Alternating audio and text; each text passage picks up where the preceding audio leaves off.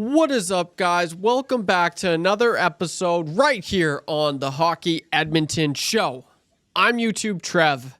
As always, my partner is joining me, but a little differently this week. Jeremy Hallischuk. Where the heck are you, Jeremy?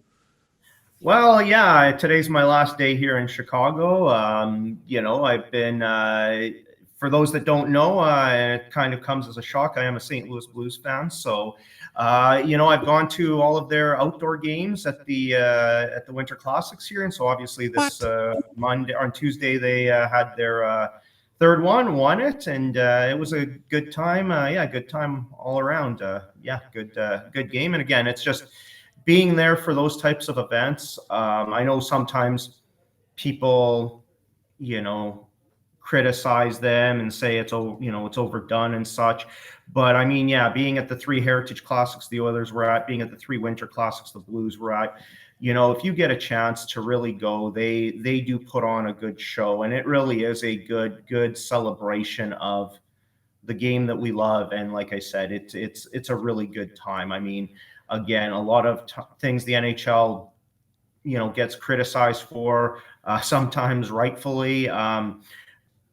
But they do know how to make these events, definitely events. And, hopefully they can continue to really push that bar and really, continue to elevate events, because I think that they are good for the game and such. And like I said, it's, if you get a chance to go to them, even if you get dirt cheap tickets, last minute tickets, go out there and have a great time. It's funny because I was actually in the night before, so on the Monday night, the NHL alum, the Chicago Blackhawks alum, and the St. Louis Blues alum did this fundraiser for, essentially the money was going for cancer research in this case.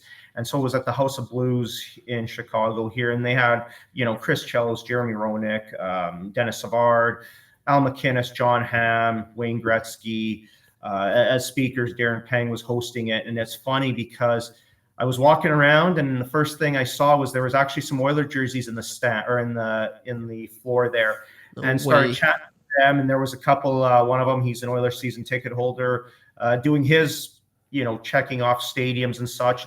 They weren't going to the actual Winter Classic, but they were at the Blackhawks game the night before, so they checked that one off. They were at the Bears game as well. So again, this one guy, I think he said 30 of 32. And then started talking with a guy originally from Calgary. He's now from Chicago, or lives in Chicago. And we were talking about amateur hockey and such, and the differences and the similarities we have in the game. And it was good conversations. And like I said, it was a good event. But like I said, you see these people traveling, no different than some of the events that you see. I know we chatted right before off air. We'll touch a little bit on the World Juniors, but the World Championships, the World Juniors, the Spengler Cup, all these international events. You see people traveling just for that, and it's a great time if you get the chance to travel for one of these events. Oh, a lot to unpack there. Yeah, I couldn't agree more. I've been to Rogers Place, Rexall Place, Rogers Arena, I believe, is in Vancouver. And then I went to the Winnipeg Jets Arena. I forget they changed it, but that's one thing. I want to check off all those boxes. I want to go to so many. I want to watch a game in Montreal. Like, that's like the top of the list. Go to Bell Center. Even in Chicago, that would just be unreal. Like, those are kind of the arenas you hear. It's a spectacle. It's something to be in that atmosphere. And it's a regular season game, Jeremy. Like, sometimes, like, imagine what it's like in playoffs. Oh, yeah, that's actually, it's something. I remember when I did my Chicago trip, originally when I checked off the United Center and Soldier Field there, I went in 2015. So this was at the peak of that Blues Chicago Blackhawks rivalry. The Blues played them. It was a Wednesday night on ESPN. They made it a rivalry night, a game. So it was something to be there. Getting chirped, and I mean, some of the stuff that was said, and there was one right behind me, and I try not to really let them know that it's got to you, but the language that was coming out. And then I turned around, and no word of a lie, the lady was like 75. She was just ripping the players. And then on the back of her jersey, it was a popular jersey at the time, was either Wakey Wakey or Wakey Wakey Bacchus. So that was a couple of years before in the playoffs, when I think it was Seabrook or Keith, one of the two, just belted and Bacchus and knocked him out. That's right. And such. And so, again, yeah, just seeing that, it was something. And then I actually went to a second game so I was sitting in the first row for that one. And the second game, I was in the first row of the third deck.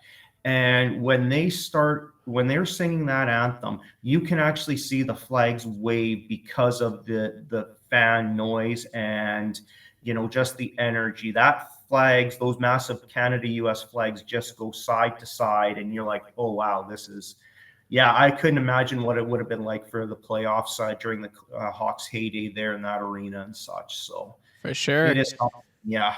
Jeremy the Adventurer. He's been to a few games this year. Yeah, he's checked off a lot of boxes. I know he likes to travel, which is pretty cool. And hopefully I get to one day as well. That's pretty sweet stuff there, Jeremy. I hope your New Year's is awesome. Haven't seen you in a year. Yeah, exactly. It started out well for us. I mean, show favorite here, Dustin Moore and myself, we talked about how we were in a fantasy league together. We are champions. Poor Liam McIsaac, who was a guest here, his team, I don't even know where he ended up with in the playoff wise, but yeah, in the league that we're all in there, yeah, me and fan favorite Dustin Moore ended up winning our championships on the strength of a massive game from Jaden Daniels and such. So, and Bijan Robinson. So it was a good start for us. Again, I spent those winnings right away going to the Hawks Blues alumni thing there. So that was a good start end of the year, start of the next year for sure. So yeah, I can't really complain. And how about yours? How was your New Year's? You know what? It was a little different. If I know some of the nasties, they like to watch this show. I kind of talked about it. I went to a pub crawl. It was very interesting, Jeremy. It was the first and last one I will ever do. It got hyped up a lot, and it was just, I don't know. I'll just leave it at that. It was a wild night there. But one thing I didn't get to watch a heck of a whole lot, and we'll quickly touch on this. The World Juniors Team Canada is out. Czechia takes this one 4-3. Jeremy, just quick initial thoughts on Team Canada in this year's World Juniors. Yeah, I mean, that's one of the things that in our program we go through, and those kids would have gone through this throughout their progression through our system, is that idea of short-term competition. And, it starts right at that training camp. You better be ready to show your best because they have to make decisions within 2 weeks. And then you have to figure out what type of player you are and really have that good rapport with your coaches. It's funny because, I didn't, as we're going to go into this program here and talk a little bit about, some of the episode recaps, I just think right off the top of the head, Barry Midori, when he was on here, he was talking about what type of player you are and understanding your role, and everybody has to buy in. Right. And again, this is what happens, in terms of these short-term competitions. There's not a lot of margin for error here. And, as much as it is, we want to see kids or our team succeed. We love Canada and we love cheering for them and such.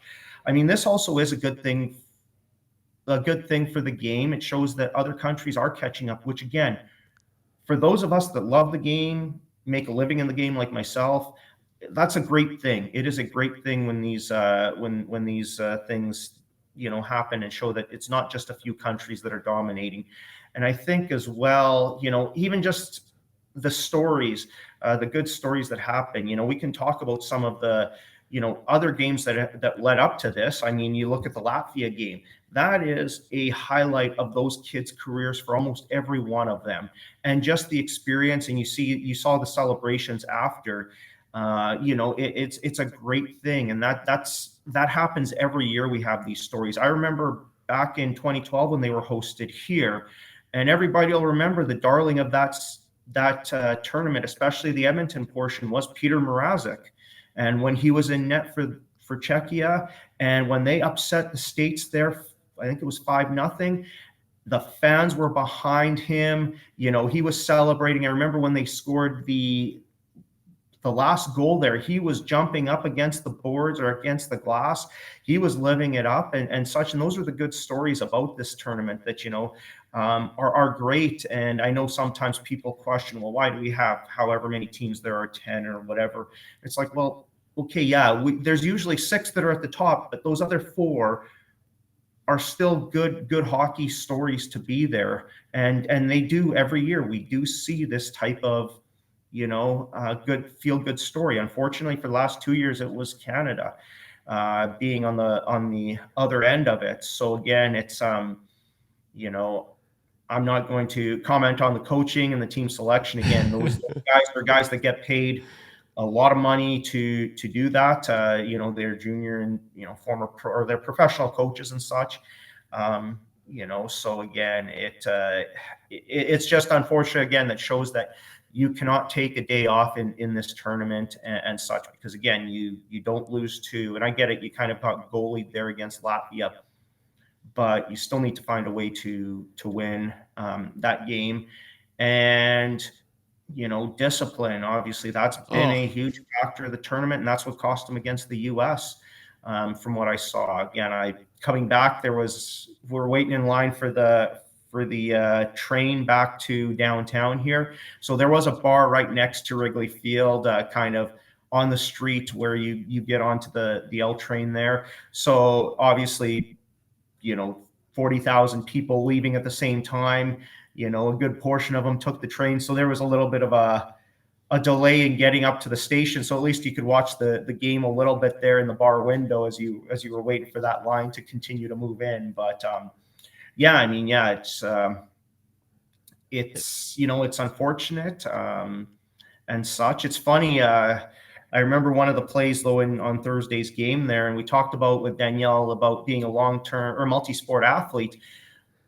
Right before Czechia scored there, Canada was pressuring right before the power play. Canada was pressuring, and you watch the one Czechia forward there. He kicked that thing out like it was a soccer ball, and exactly that's being a multi-sport athlete and the benefits, and seeing that specific play there. Definitely, no doubt that you could tell the guy's an athlete for that play, and that's how you see those types of benefits of being a multi-sport athlete translate to game situations. So again, folks, we talked about multi-sport athlete throughout these shows, and Danielle last week highlighted that. There's a prime example. Go back and watch. Like I said, it was probably, if not the rush where they got the penalty, if not probably a minute before that, where he kicked that puck out. Canada was just owning him and kicked the puck out nicely. Perfect soccer kick to get it out and relieve the pressure. Yeah, no, well said there, Jeremy. It's interesting. Team Canada definitely could have used a guy like Barry Midori, and they could have, but no, it's I like what you said there. It's fascinating. I love we have a segment, 2 segments on the Nielsen show yesterday. One is called That's Good, and we talked about that's good that Canada lost. We were kind of like, yeah, you know what? In hindsight, like, you can look at it like, look, hockey is growing in the whole world. It's global now, and I love looking at it like that. Like, that's great for the sport. As much as I love seeing Canada dominate year in and year out, I love the competition. It's no fun when it's like, this year it's Canada. It's like, I love the competition. And then our next segment, we followed with That Hurts, and we were like, Canada losing as well. So it's funny. You're just like, it's great that hockey's growing, but at the same time, you're just like, it still kind of sucks that they went out just like how we did. But a lot to unpack there, and we're rolling right now. This is the Hockey Edmonton Show, episode 18. And as Jeremy had mentioned, we talked to Daniel Gregg. We had Jana Tomanuk. We had Dana Jostel. So we had a lot of guests on this year's the first half of our season, and that's kind of what we're going to be discussing on today's show. Just recapping the episodes that we have had, some of the highlights, some of we even talked about it, multi-sports with Daniel Gregg yesterday. The one player he gloves the puck in. He gloves the puck into his own net there, Jeremy. If he was in baseball, you think he'd probably have better hand-eye coordination, don't you think? Right? Yeah, that definitely would be something. Doesn't know how to use his hands. Exactly. We can joke about that. At some time, that poor player, he'll recover from that. But yeah, exactly. Like you do talk about that hand-eye coordination. Different sports can help you in those panic modes, because normal to, you understand how to, okay, yeah, this is a baseball. Like I did this in baseball many a times. You look at that, especially, it's more common, obviously, taking a swing at the puck midair versus, using your hands to kind of glove it and such. But again, like I said, it's definitely beneficial to be a multi-sport athlete, because again, those sports, those skills can translate to hockey in a lot of situations. And again, like I said, it's definitely one of those beneficial skills there that might have helped. Again, I don't know the player's background and such, but Yeah. Be a little bit better on the hands there. Maybe a little bit a better bounce happens there. Absolutely. Prime example 2 nights ago, but just one last time. This is the Hockey Edmonton Show. We're going to be discussing the first half recap of the first season of the Hockey Edmonton Show. So if you have been watching since episode 1, thank you so much. If you're still watching now, thank you so much. Drop a comment down below, because we read every single comment, and leave a like. It's the best way to show your support. We'll finish with this, just because why not? What is your favorite World Juniors moment that you've ever, what's your favorite World Juniors memory? Drop a comment down below, because I love hearing about the World Juniors. But with that out of the way, let's get back on track here. And yes, this is the recap of the first season thus far. I believe next week kicks off the unofficial second half of the season on the Minor Hockey Week. Jeremy, I think you know a little bit more about that. Yeah, it definitely does. We are getting into the second half of the season, that quote unquote unofficial second half of the season. For those that have been in the system for a long time, you know that halfway through our year, we have one of the best celebrations here, and that's Minor Hockey Week. It's a great time, and obviously next week we'll go into it a little bit more detail.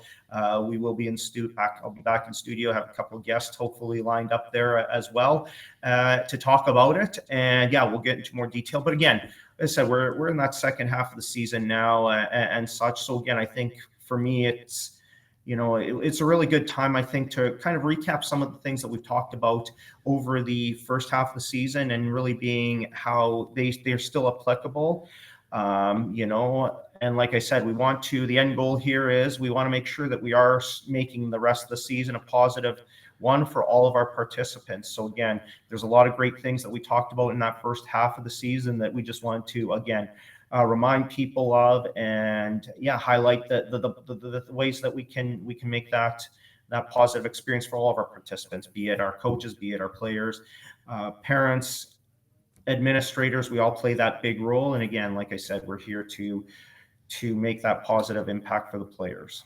Absolutely. And we're going to summarize briefly what we talked about from episodes 2 all the way to 17. And there was a lot to unpack. Like I said, we had Barry Midori on not too long ago. We had Danielle Gregg. She was on just our last week's episode. My personal favorite, not that I'm naming favorites, but Brock McGillis was on, and we just had a fantastic discussion with him. Just great stories throughout the whole interview. If you haven't watched that one, I definitely would recommend it, as would I recommend all of them, but that was episode 12. So we touched on pretty well everything, Jeremy. Like, I can't even, there's a long list of stuff that we touched on. Am I right? Oh yeah, definitely. And I think that's the goal of this program here, is not only to kind of help, again, bring awareness to some of the great things that we're doing in the game, some of the things that,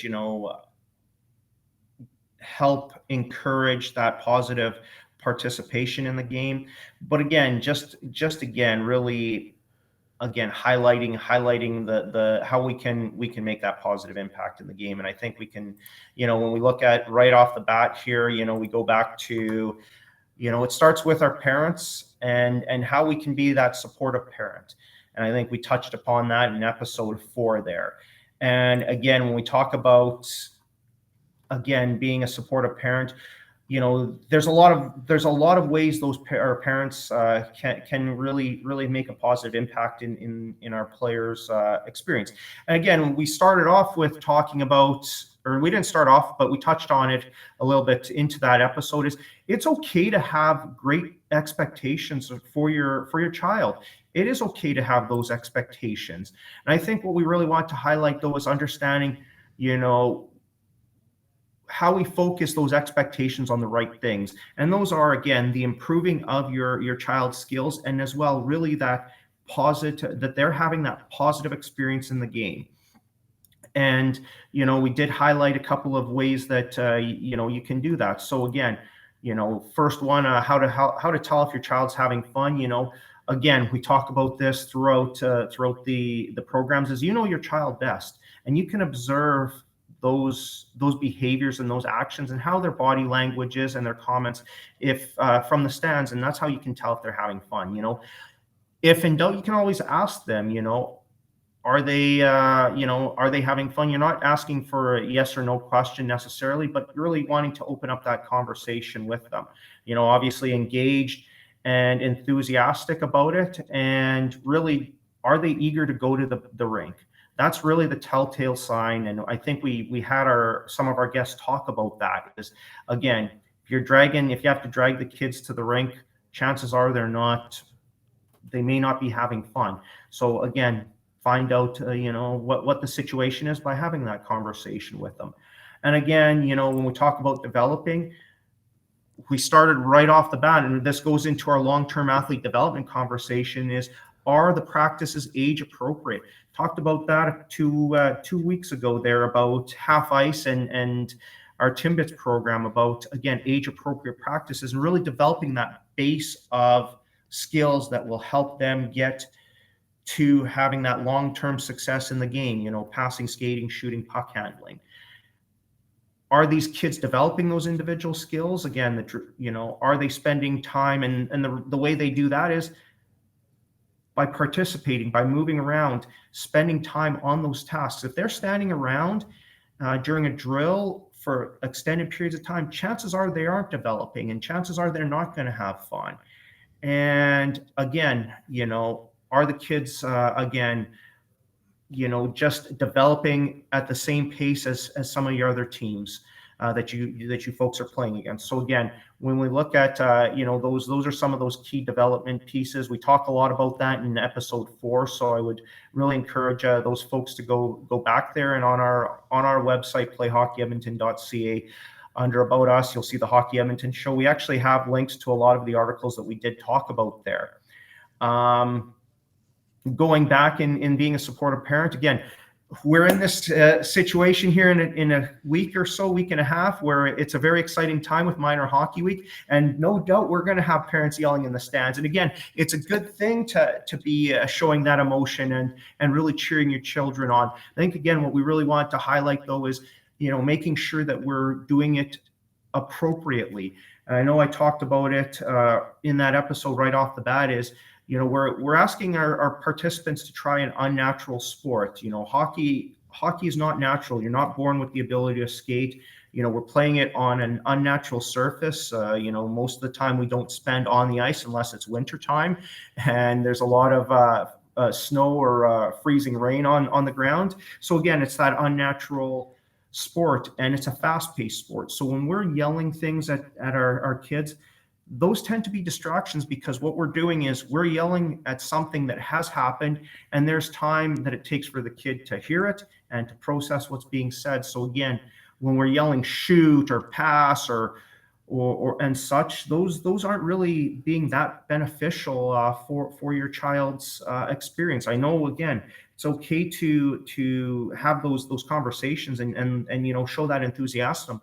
But again, let's make sure that we are doing it appropriately. And again, we are channeling those actions to positive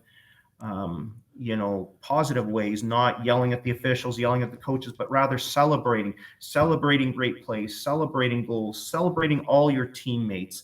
Again, that's what we want to really see there in when we are yelling. And especially, like I said, we're going into Minor Hockey Week. There's going to be a lot of great games there.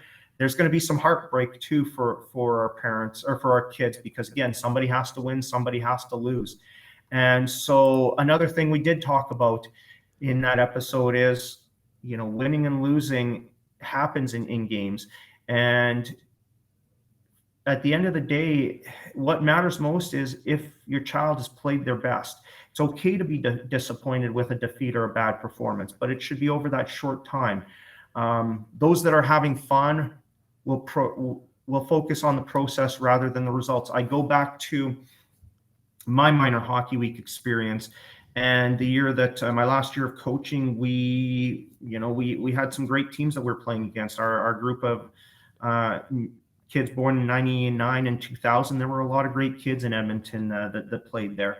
And unfortunately, at the end of the day, somebody has to win that tournament. Somebody has to lose that tournament. No different than the city playoffs. And I bring this example back to episodes that I've used. We were in the playoffs for the city championships, and we lost the game 2-1. Pretty even game, shots, shot quality, all of those things. The difference was they hit the post and the puck went in. We hit the post and the puck went out, and they were probably from the exact same spots except on the other end of the ice.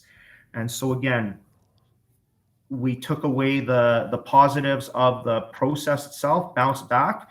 And, unfortunately, we lost to a couple of games later there in the semifinals and such. But again, we focused on those processes, and that focus on the process, definitely helped develop our kids as they went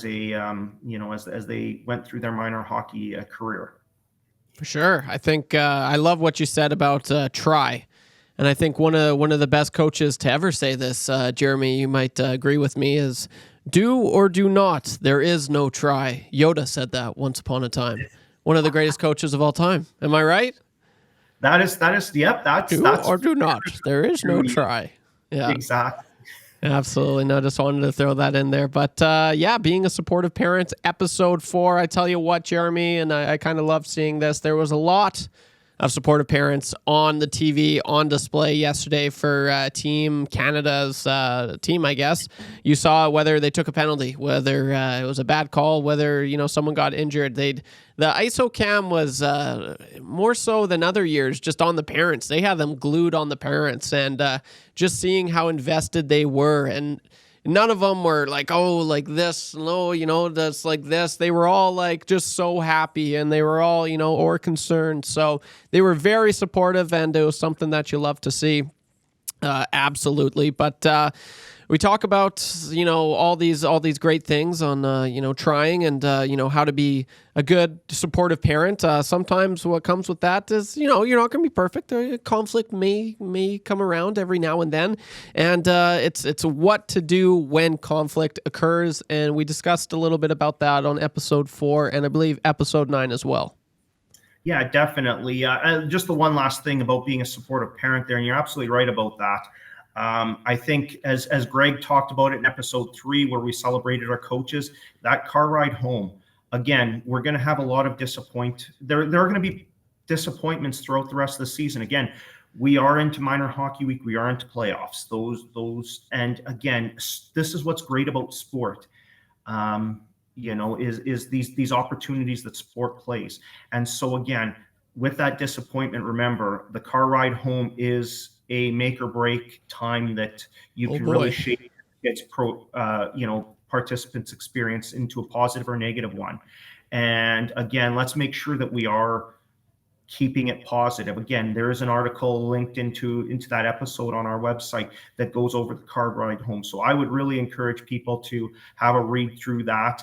And again, understand that, the impact that you're going to have on that car ride home. And again, you heard it from one of our coaches in episode 3 the week before.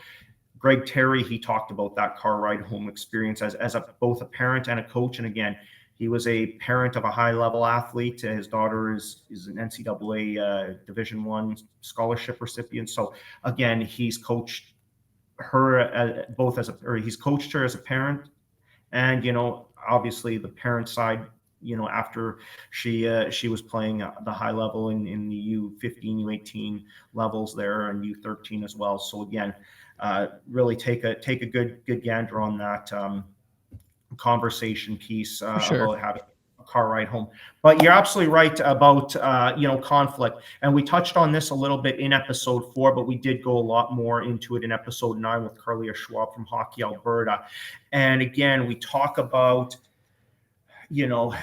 how to manage that conflict and such. And again, we also talked about the processes a little bit in episodes 2 and 9 as well. When you weren't here with Dusty, we talked about, your what you're going to experience in your minor hockey journey.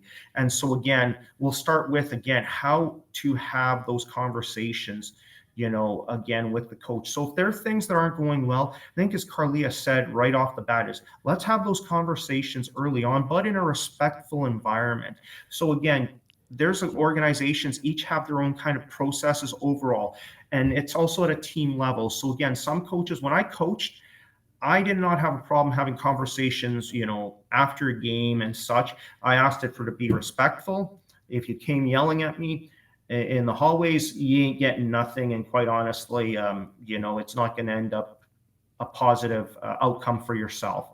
So again, that means, you'd be disciplined. We would bring that to the minor hockey association's level, and they would manage that appropriately. But some teams do have that 24-hour rule. Again, it's a great rule and such. And again, I've done it, even in my work environment. There are times where you sit there and you get something that just sets you off, and it's like, okay, well, let me step away from this for half a day or 24 hours and let me regroup, and then I'll address it when I'm in a better state of mind. So again, same type of principle applies. So again, that's the first thing. Address it early, address it appropriately. Again, Carlia and Hockey Alberta, we did link Hockey Alberta's website information to that episode on the Hockey Edmonton or playhockeyedmonton.ca site.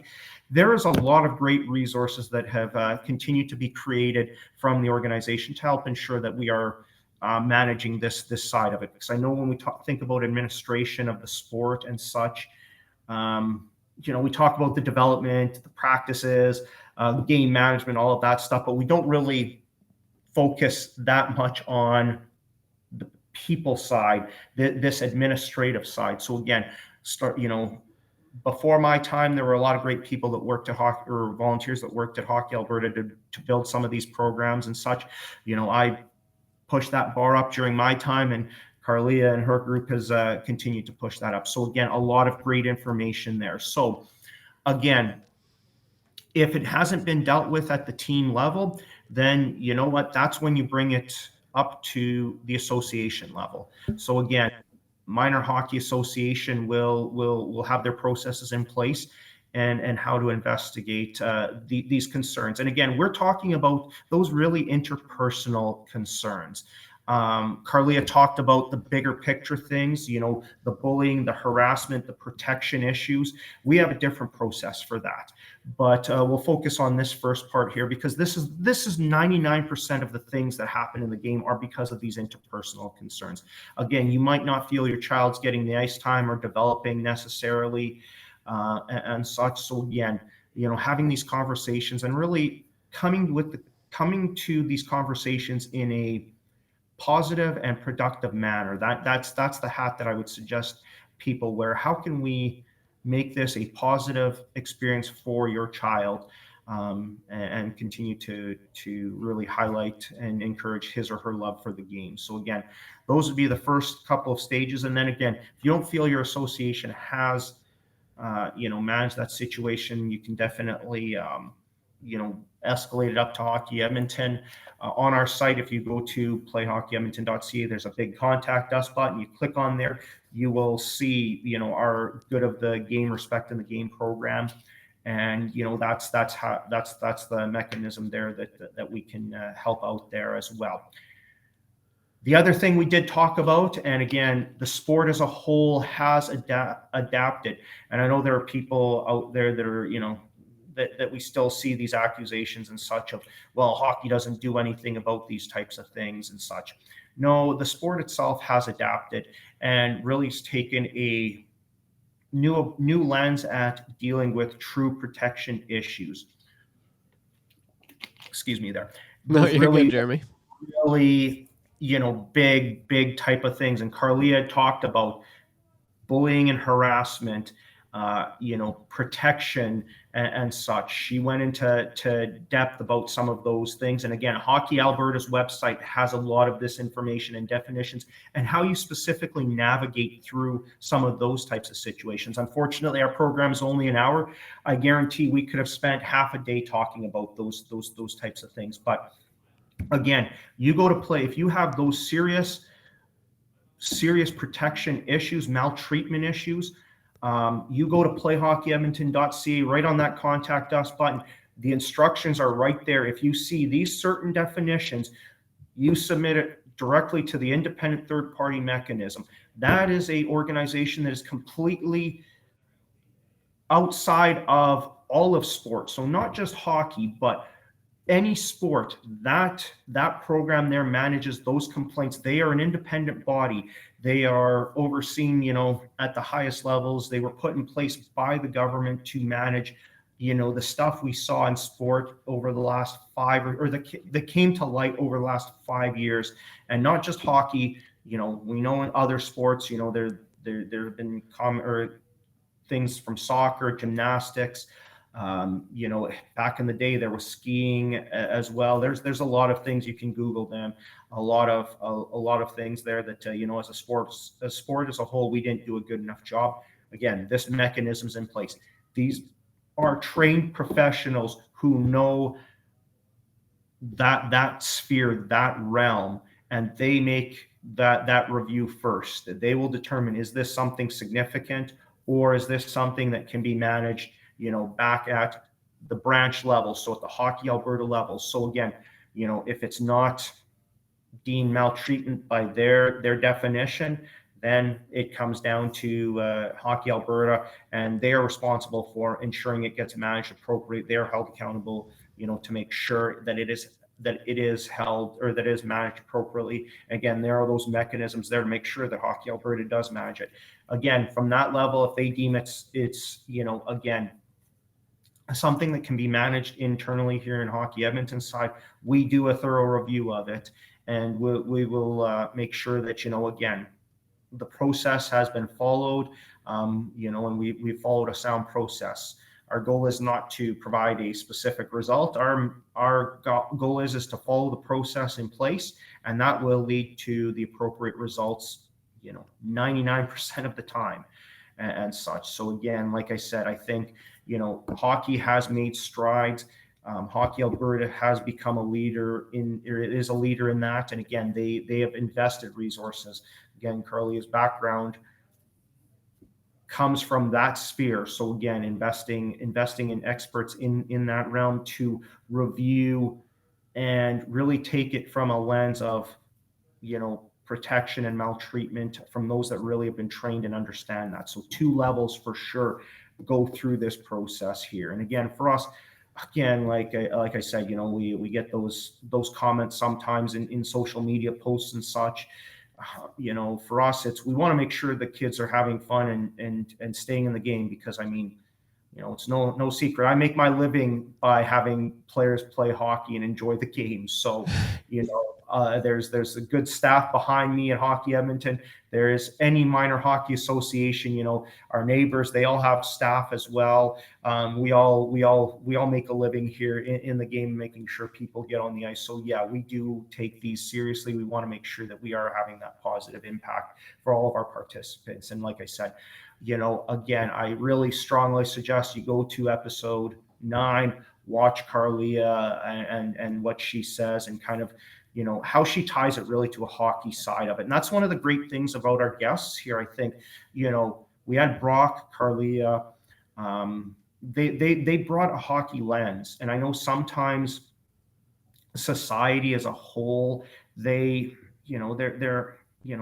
quote unquote, some people are tired of, hearing some of the conversations that we are having. But I think when you can really relate it to a hockey side and really bring that hockey lens to it, I think it really adds credence to the messaging here. And I think both of those guests did a great job in just explaining it's about keeping people in the game and making sure people are enjoying the game. And again, with their lenses as their experiences and their knowledge and their backgrounds. And again, like I said, I think that just really was highlights of our first episodes there. So I think, or first half of the season, I should say. So again, really encourage going to episode 9 if you are having challenges. Again, we talked a little bit about episode 2 and 4, but episode 9 really is the big one here, especially as we go into these again, really, really, emotional times of minor hockey week and playoffs.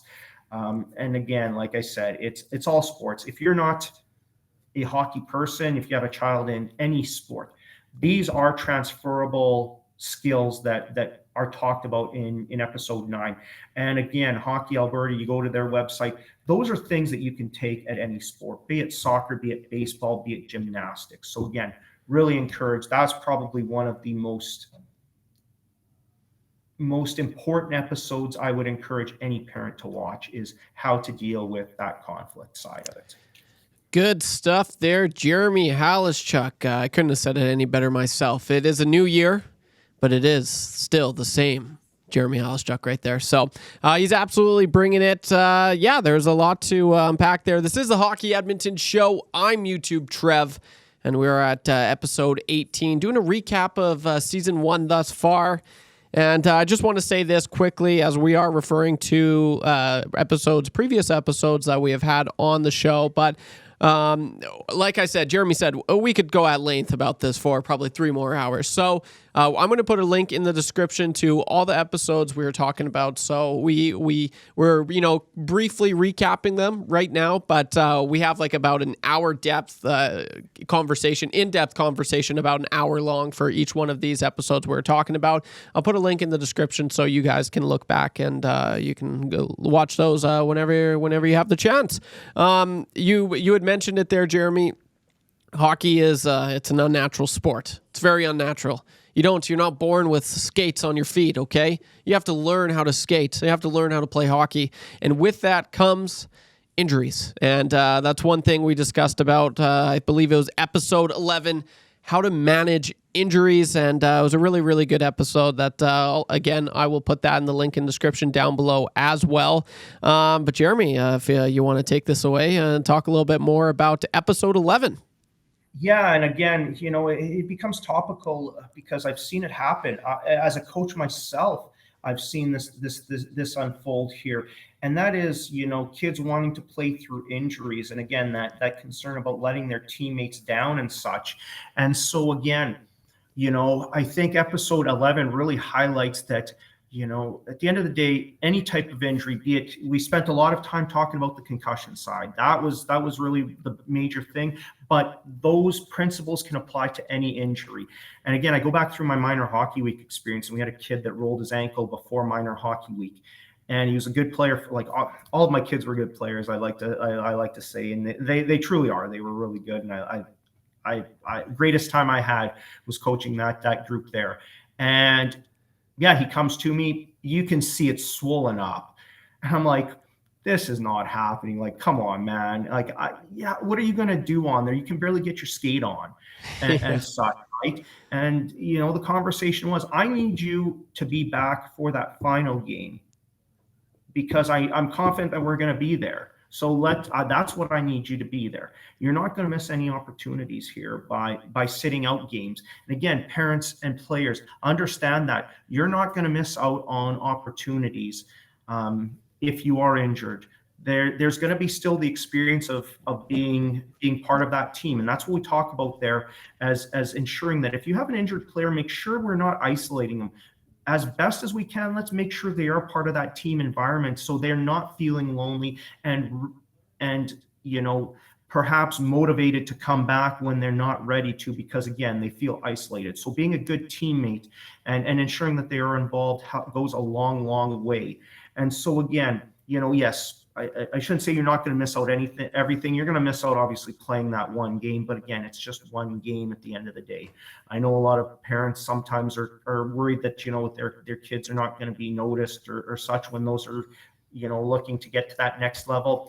I'll tell you what right now, and I'm not a pro scout, but go ask any scout. They know who those kids are at the end of the day. They do not just go watch a kid play for one game. So again, they know who the kid is. They know, again, they've seen a body of work. So missing a game because your child has a concussion or, has some sort of, leg or shoulder injury, it's not going to make that big of an impact in the grand scheme of things. What it will make an impact is if you rush that injury back and that child cannot perform to his or her prior standard. And that's what we want to get to. We want to get these kids playing back to the standard that they were before that injury happened. So again, we talk about the 6 steps in a concussion protocol or return to play. That's why we do it, is we want to make sure that they are confident getting back into that playing body of work there. So again, we outline the 6 steps. You remove, you recover properly, you get back into sport specific, daily life first, sport specific next, and then returning to the game itself.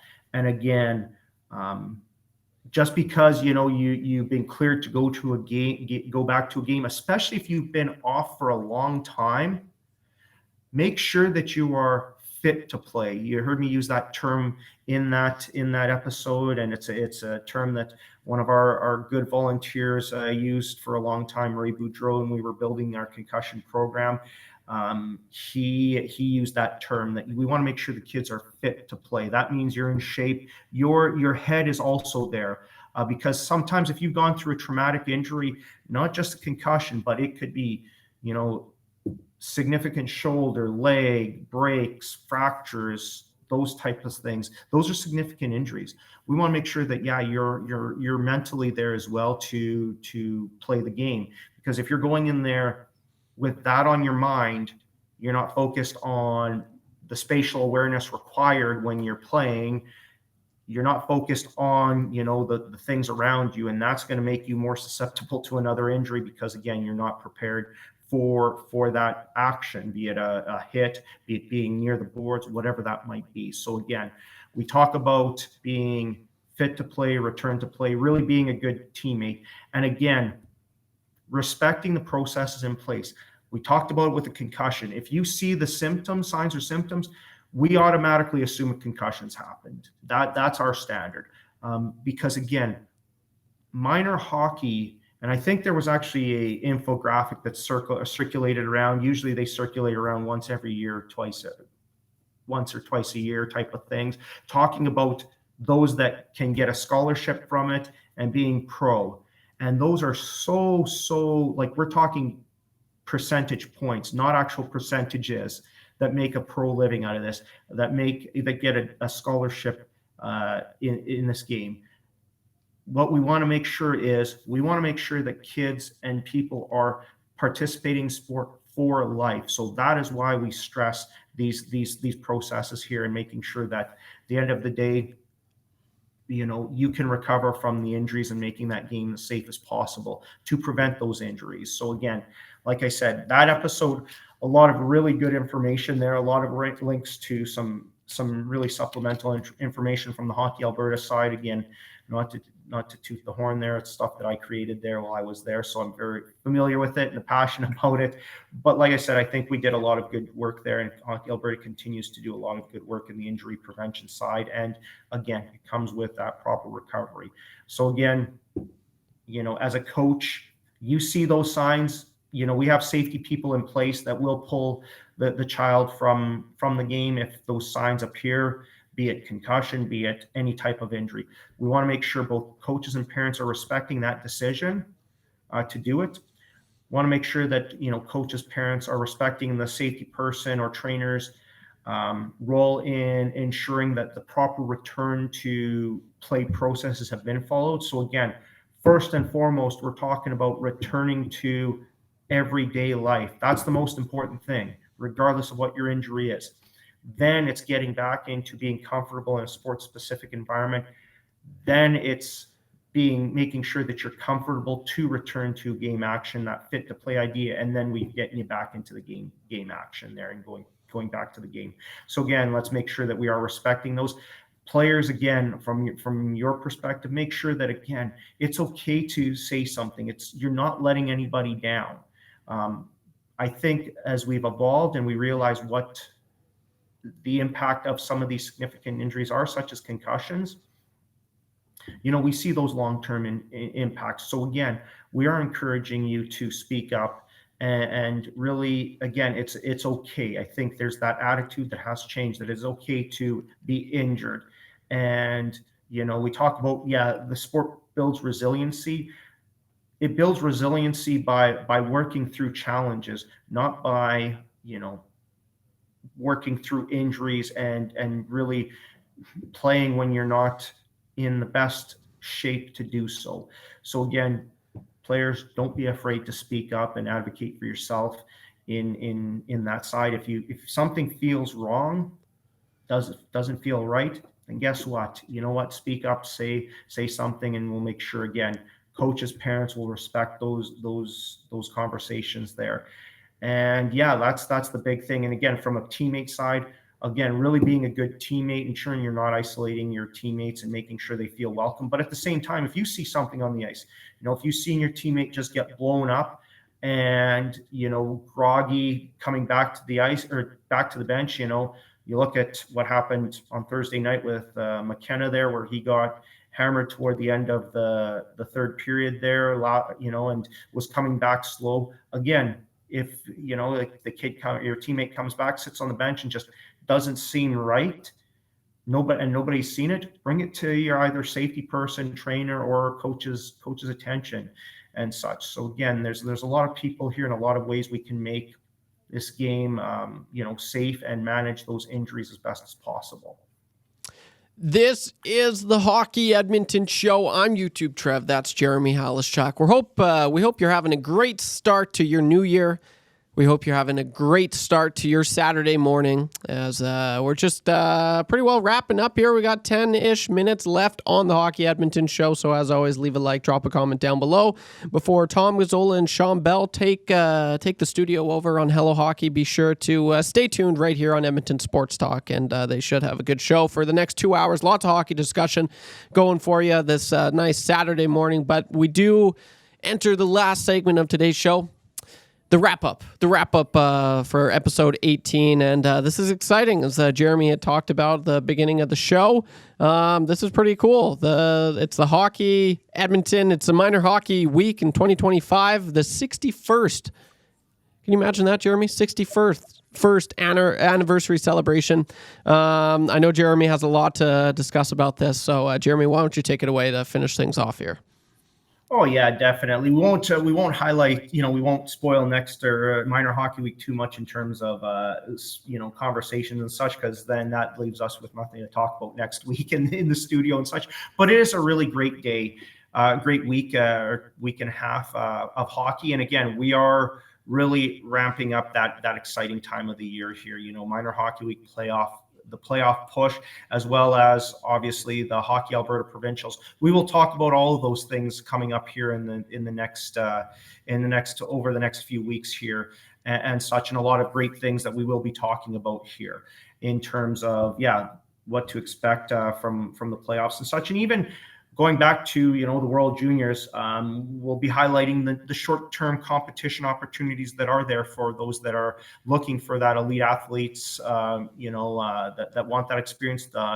The Alberta Cup, Pee Wee Prospects Cup, and Alberta Challenge, I shouldn't have said Pee Wee, but Prospects Cup, Alberta Cup, and Alberta Challenge programs and such. Those are the starting points for the Hockey Canada's program of excellence, and really one of the most significant things, benefits about our program. There's a lot of great benefits we talk about of our system and such, and those are some of really the good highlights there. And again, you see that in episodes 8 and 13 with Barry and Stephen Pattison in coach development.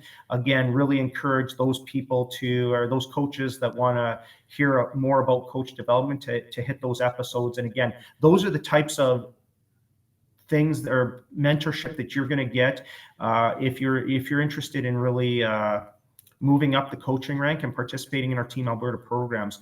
Those are people that provide some of that great mentorship that you get in those Team Alberta programs. So again, talk about coach and athlete development and our coach clinics and really being a good athlete and a good coach. Go hit up episodes 8 and 13. And yeah, like I said, we are getting into that emotional time. And again, hopefully our episodes this week the episode this week has really served as a reminder that there's a lot of ways to be excited and show that enthusiasm. but let's make sure that we're doing it in an appropriate manner. Sometimes our emotions, we get caught up in them. Again, we want a positive environment for our participants. And again, everybody has a role in this, be it from, again, showing your enthusiasm over the next 2 weeks. And then again, toward the end of February there when we get into provincial and city championships and such. And so again, showing that positive enthusiasm is a great thing. It's great to have those expectations as a parent in terms of, your player having a great experience. Let's make sure that they're having fun and they are developing. Those are the real expectations that you as a parent really help shape that environment and that positive environment by having those appropriate expectations. Again, showing the emotions. Everybody does have a role in this, be it our coaches, who are the pillar of our participant experience. Again, that's why we focus a lot of investment in our coach development programs at the Hockey Alberta level and such, and obviously from that feeds down into our programs and such. And again, you hear that in episode 8. And we talk about that and those opportunities there. But again, everybody has a role in it. So the coaches, as administrators, we have our systems in place to ensure that, the game or that any concerns are managed in an appropriate manner. And we have developed those processes to ensure that the environment is a safe one for our participants as a whole. So again, we're all playing a good role in this. And again, one of the things, hopefully you've heard me speak a lot about this. We still have opportunities to try hockey here. Our Learn to Play programs are going on. The Edmonton Oilers do have still some Learn to Play or first shift programs as well available. Ours, unfortunately, are sold out. But again, there are great opportunities for you to try hockey in a low commitment environment. In some cases, in the first shift programs, you do get equipment provided as well. And again, as we get to the end of those programs, we work well with the Oilers in terms of navigating you through that hockey experience. So be it finishing up with Kobe's kids or the first shift program. Last year, we worked well with them at the end of the year at the wrap up, and we kind of help navigate people into, here you go, here's your options for hockey in Edmonton. And again, that's we want to really make sure that we've got people coming in and enjoying this game. So again, there's a lot of opportunities still to try the game. So again, hopefully, you've heard what we've said over the first 18 episodes here, understanding, this is a great game. Hockey builds community. Hockey builds great people. And hopefully, again, this is one of those true Canadian sport cultural pieces. There's no better way to get the benefit of sport than by playing hockey.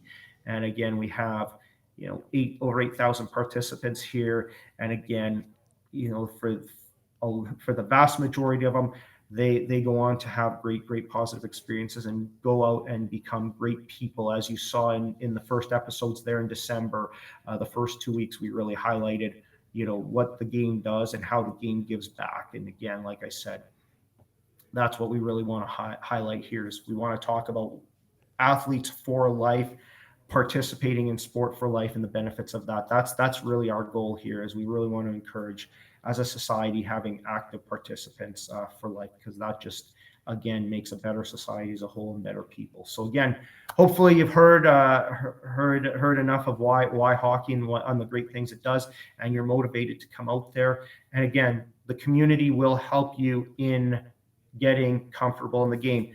Jana and Dana will help get you in the game if you have some barriers. We talked about Brad providing examples of how our members, our associations, our volunteers are eager to help, even the simplest things of helping get your child dressed and showing you how to dress your child in the equipment.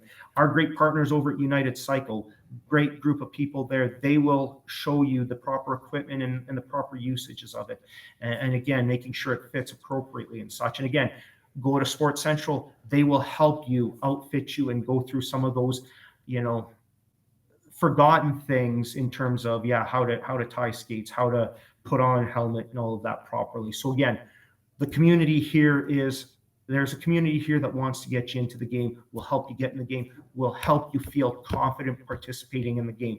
We have a lot of great coaches that do tremendous work out there. And again, thank you to all of them. And like I said, hopefully, folks, you're motivated to come join us and try hockey. Well said. Round of clicks for Jeremy. Oh, Absolutely brought it this year. The first episode of the year. Yeah. Awesome, man. Well, that pretty well concludes this episode. From being a supportive parent to managing injuries, just a few of many discussions that we've had on the Hockey Edmonton Show. So, as I said earlier, all the episodes that we have referenced in today's show will be in the link in the description. So be sure to check those out if you want to learn a few more things. But Jeremy, that was awesome, man. As always, thanks for joining, albeit virtually. But it was good. It was good seeing you, man. I'm happy that you had a good New Year's, and I'm happy you enjoyed the game. And safe travels to you back home. Yeah, thank you very much. We'll see you next week here in studio, and Happy New Year as well to you, and hopefully everybody else. And like I said, very exciting time here. Get out to see some really good games, especially the championship weekend, 2 weekends from now at Terwillegar. Again, we'll talk about it next week, but really exciting time for hockey. And again, thank you to Edmonton Sport Talk Radio for everything you've done in the first half. This has been beyond our expectations and really, really good. So enjoying this journey so far. Let's go. On that note, that concludes episode 18 right here on the Hockey Edmonton Show. Thanks for sticking along this past hour, and we'll see you next week. Take her easy.